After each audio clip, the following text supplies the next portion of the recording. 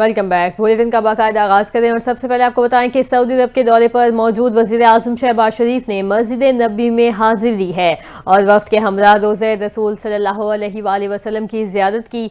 वजीर आजम शहबाज शरीफ और उनके वफ्द के लिए रियाजुल जन्नह के दरवाजे खोले गए। वजीर आजम ने वफ्द के हमरा रियाजुल जन्नह में नवाफिल अदा किए और उम्मत मुस्लिमा इत्तेहाद और पाकिस्तान की तरक्की और खुशहाली के लिए दुआएं मांगी। इससे पहले वजीर आजम मोहम्मद शहबाज शरीफ मदीना मुनव्वरा पहुंचे तो गवर्नर मदीना शहजादा सलमान बिन सुल्तान ने वजीर आजम का प्रिंस मोहम्मद बिन अब्दुल अजीज एयरपोर्ट पर इस्तकबाल किया। वजीर आजम शहबाज शरीफ के वफ्द के अरकान में वजीर खारजा इसहाक डार, वजीर आला पंजाब मरियम नवाज समेत दीगर शामिल हैं।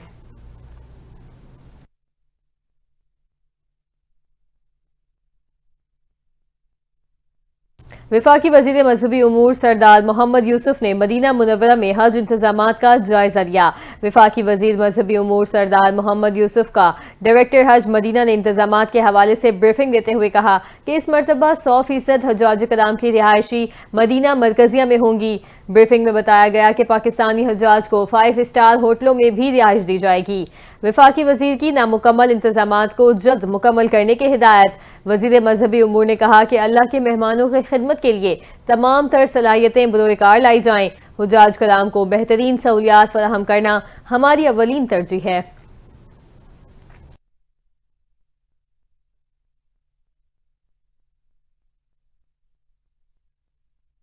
यहाँ आपको अहम खबर देंगे। सिक्योरिटी फोर्सेस ने डेरा इस्माइल खान में खुफिया इतलात पर ऑपरेशन में 10 खवारिज हलाक कर दिए हैं।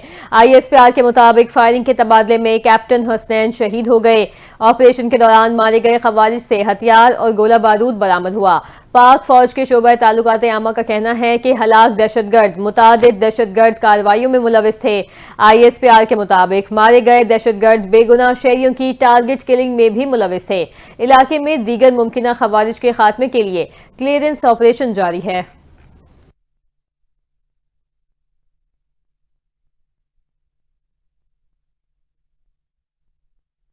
दूसरी जानिब वज़ीर आज़म शहबाज शरीफ ने DI खान में खवारिज के खिलाफ कामयाब ऑपरेशन पर सिक्योरिटी फोर्सेस को खिराज तहसीन पेश किया। वज़ीर आज़म ने आज़म जाहिर किया कि दहशतगर्दी के मुकम्मल खात्मे तक जंग जारी रखेंगे। वफाकी वज़ीर दाखिला मोहसिन नकवी ने खारजियों का बहादुरी से मुकाबला करते हुए शहीद होने वाले कैप्टन हसनैन अख्तर को खिराज तहसीन पेश किया। उन्होंने कहा कि कैप्टन हसनैन अख्तर की अजीम कुर्बानी को सलाम पेश करते हैं। शहीद की लाजवाल कुर्बानी जायगा नहीं जाएगी।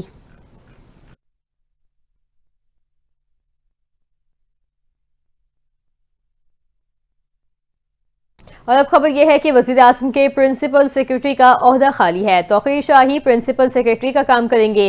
काबीना डिवीजन ऑफिस ने ऑर्डर जारी कर दिया जिसके मुताबिक तमाम सरकारी खतों किताबत मुशीर बराए वज़ीर आज़म ऑफिस तौक़ीर शाह के जरिए होगी। ऑफिस ऑर्डर में कहा गया कि वफाकी सेक्रेटरीज और दीगर अफसरान समरियां मुशीर तौक़ीर शाह के जरिए भेजेंगे। वजारतें, डिवीजन्स और दीगर दफातर भी इसी तरीक़ाकार के तहत नोटिस पेपर्स का रिस्पॉन्सिड करेंगे। वज़ीर आज़म ने चंद रोज कबल प्रिंसिपल सेक्रेटरी असदुर रहमान गिलानी को ओहदे से हटा दिया था।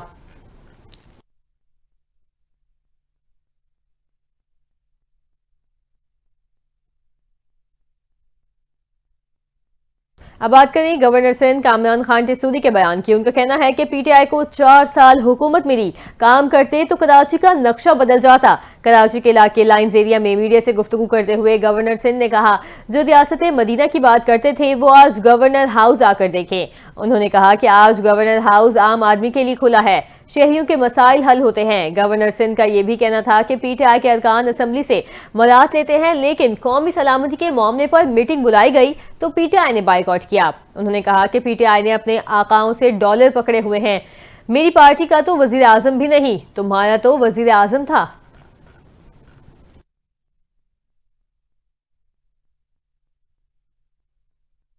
अमेरिका से खबर यह है कि सदर डोनाल्ड ट्रंप ने महकमा तालीम को बंद करने के हुक्मनामे पर दस्तखत कर दिए हैं। उन्होंने कहा कि स्कूलों का तालीमी मयार बहुत गिर चुका है, महकमा तालीम को बंद कर रहे हैं। उन्होंने कहा कि स्कूलों के तलबा को बुनियादी रियाजी तक नहीं आती।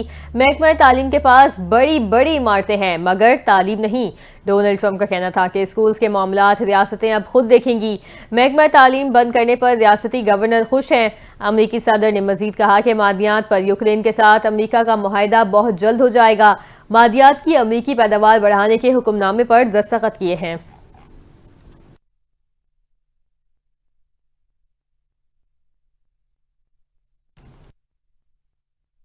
खेल के मैदान से खबर यह है कि जापान अगले साल होने वाले फीफा वर्ल्ड कप में क्वालिफाई करने वाला पहला मुल्क बन गया है।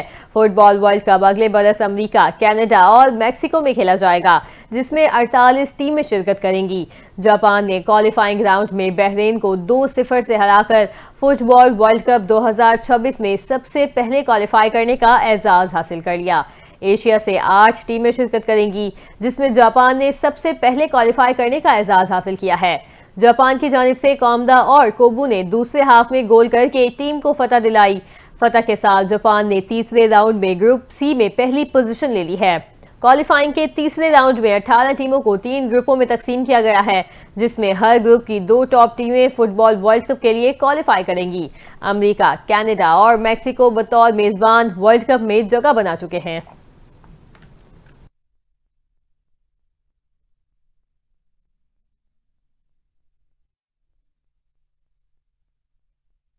न्यूज स्टूडियो से फिल वक्त इतना ही। मजीद खबरों और अपडेट्स के लिए आप देखते रहें NTN न्यूज।